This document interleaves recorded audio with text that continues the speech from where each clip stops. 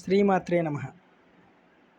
అదేవిధంగా కర్కాటకమునందు ఉన్నటువంటి రవిని శని చూసినట్లయితే శని భగవానుడికి 3 రకముల దృష్టిలు ఉంటాయి. తృతీయం అనగా 3, 7, 10 దృష్టులు. అంటే వృషభం నందు ఉండి చూస్తాడు, మకరం నందు ఉండి చూస్తాడు. అదేవిధంగా మనకి తన యొక్క దశమ దృష్టి చేత కూడా చూడటం అనేది జరుగుతుంది. అంటే ఇక్కడ తుల నుండి కూడా చూడటం జరుగుతుంది.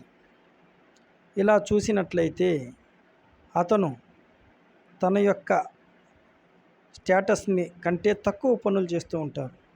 కొంతమందిని చూస్తూ ఉంటాము, సమాజంలో మంచి ఉన్నత స్థానంలో ఉంటారు. అయితే వాళ్ళు చేసే పనులు వాళ్ళ స్థాయికి తగినటువంటి పనులు చేయడం అనేది కూడా మనం గమనిస్తూ ఉంటాం.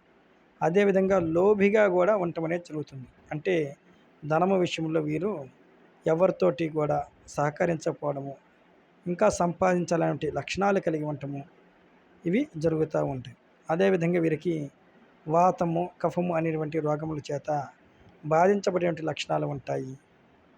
అలానే మరి వీరు ఎప్పుడైతే తన స్థాయి కన్నా తక్కువ పనులు చేస్తుంటారో అది ఇతరులకు పనికి ఇబ్బంది కలుగుతూ ఉంటుంది. కాబట్టి వాళ్ళ ధనమును వీళ్ళు మరి కొల్లగొట్టినట్లుగా కూడా ఇటువంటి లక్షణాలని ఉంటాయి.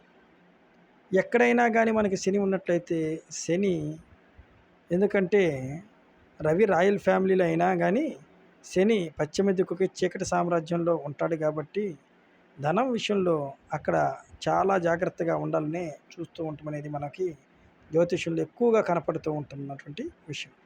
స్వస్తి.